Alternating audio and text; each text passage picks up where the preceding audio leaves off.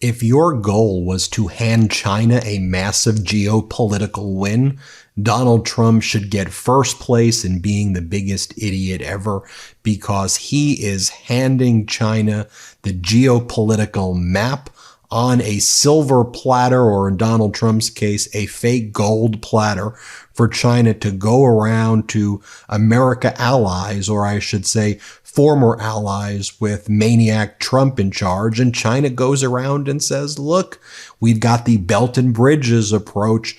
Can we help you out?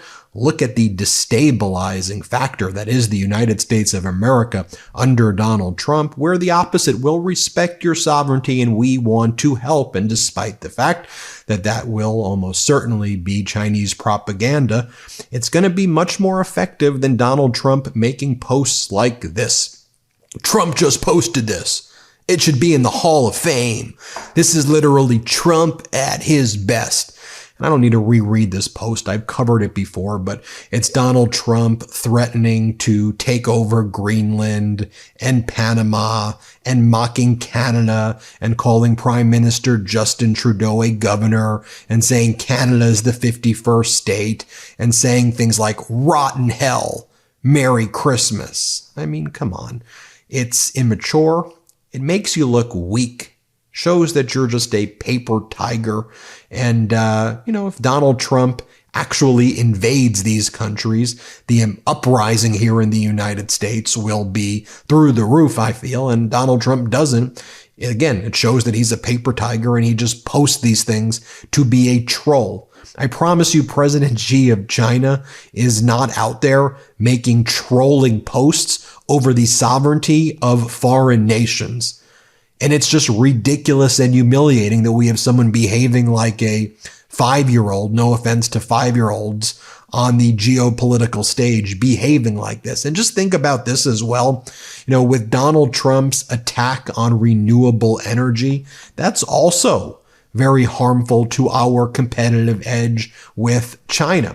I know Donald Trump and MAGA are always like, the Green New Deal, the Green New Deal. We need to rebuild, old American industries that are kind of phasing out. One of the things President Biden recognized is that America needs to be a leader in green energy because it's good for the economy, and we can't get beaten by China when it comes to being the leader in renewable energy. And China's leading the world in that, and they are making these partnerships with foreign countries as well as part of their Belt and Bridges or new Silk Road approach to provide renewable energy to these foreign countries. As Julius Simon goes, while the U.S. is signaling a retreat on federal climate action, in China it is a completely different story. Quote, the U.S. does not want to get into a table tennis game with China because that game the U.S. just can't win,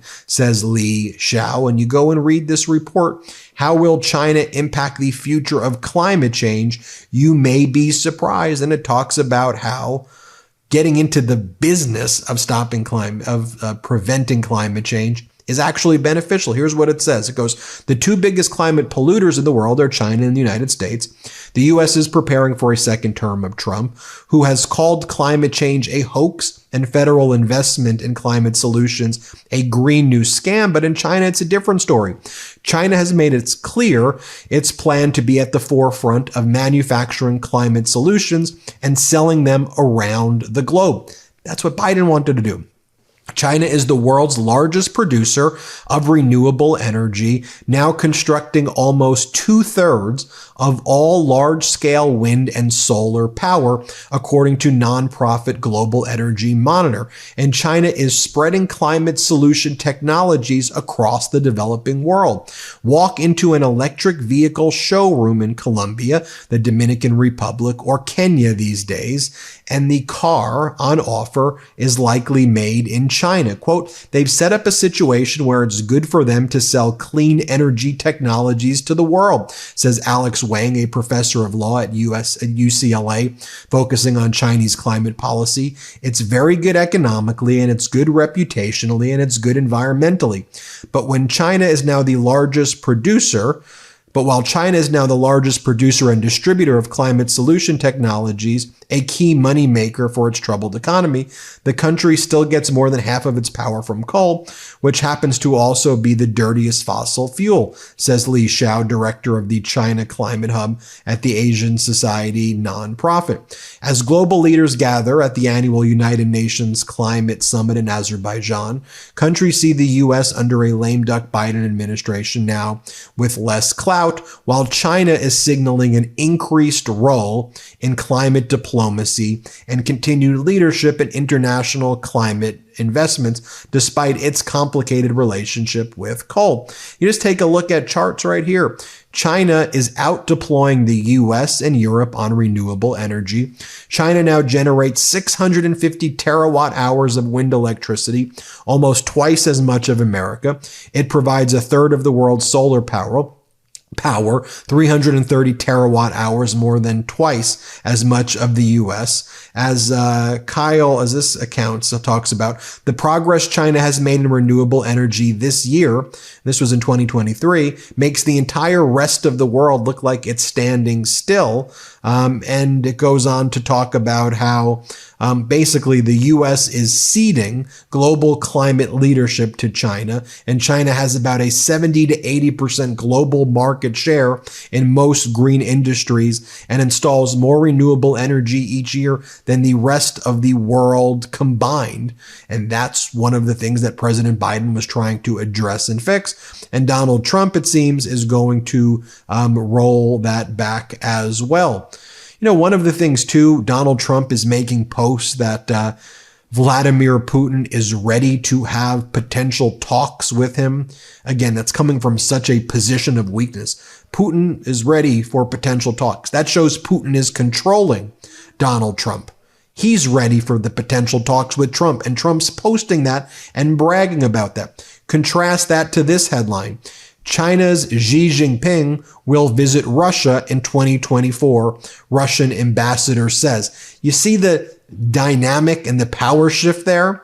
On the one hand, you have the Russian ambassador bragging that China will visit, and President Xi from China will visit Russia. On the other hand, you've got Donald Trump bragging that Vladimir Putin is ready to have potential talks with him. It's the difference of power, Xi in Russia, the language of diplomatic power, and Trump's language is the language of diplomatic weakness, that Putin is ready to have potential talks with Donald Trump. Trump should be, if you're the leader, if you're powerful, you should be controlling that diplomatic relations, not bragging that he's ready to talk to you. Here's what the Reuters article says. China's President Xi Jinping will visit Russia in 2025. Russia's RIA news agency quoted Moscow's ambassador to Beijing saying early on Friday, quote, "As for concrete bilateral events, I can say that the appropriate plans are actively being drawn up. What can be said that is no secret in terms of priority is that the chairman of the People's Republic of China is expected in Russia next year." Just think about that language. As for concrete bilateral events, they're using the language of diplomacy while Donald Trump is reposting articles that say Putin says he's ready for potential talks with Trump. I mean, it's so utterly embarrassing. And look, when Donald Trump attacks Panama and says that the Panama Canal belongs to America and attacks Chinese soldiers in Panama, first and foremost, how did Panama establish diplomatic ties with President Xi in China? Well, it occurred in 2017 when Donald Trump's eye was off the ball, when Trump was so focused on tweeting that he wasn't focused on geopolitical events. President Xi took his first visit to Panama in 2018. Right around that time, that's when Panama stopped its diplomatic ties with Taiwan and leaned into Beijing. Again, Trump was in power then, and then China started to invest in Panama, and China has continued to invest there and continued to invest in other countries in Central America and South America and Africa and across the world. And it uses very careful diplomatic language, unlike Donald Trump's top ally, Marjorie Taylor Greene, who's saying that Canada and Greenland and Panama Canal should never have been given away. I mean, just think about the message. I mean, these foreign countries think that we're idiots because of Donald Trump, and Trump clearly is one, and that's how he's making the United States look. You had President Biden, who focused on building diplomatic relations, and Donald Trump focusing on destroying it. I did a video on this, so I'm not going to have to I won't replay it, but you had the Mexican President Claudia Sheinbaum coming up to respect the sovereignty of Panama. And then back previously at the G20 summit back in November, after Trump, was determined that Trump won the election, Claudia Sheinbaum, the president of Mexico, was not expected to meet with President Xi of China, but she met with him and had an in-person meeting, and she was photographed with him at the G20 after signaling that they were not going to meet a few weeks earlier. And clearly they were sending a message, Xi Jinping and Claudia Sheinbaum, you screw with Mexico, and Xi Jinping and China are going to capitalize on that. This is how it was reported in Chinese media. Xi Jinping calls for all-around development of China-Mexico relations in a new era. China under Xi Jinping has been keen to develop relations with Mexico. And as Donald Trump attacks all of our allies, what's going to happen? Xi Jinping is swooping in and going to offer these countries things, and you're going to find very quickly a complete shift in diplomatic arrangements where all of these countries start forming alliances with China and not the United States. And the United States is not viewed as a leader. And it seems like Trump is accelerating that, and it's happening very, very quickly. So this is a dream come true for President Xi. You already see Putin kind of toying with Donald Trump and Trump reposting that. I mean, it's such a weak move to make that post by Donald Trump. Putin is ready for potential talks. How else can you signal that you are so weak? I mean, that's what that sends. That's the message that sends. Whew. Anyway, thanks for watching. Hit subscribe. Let's get to 4 million together. Love this video? Make sure you stay up to date on the latest breaking news and all things Midas by signing up to the MeidasTouch newsletter at MeidasTouch.com/newsletter.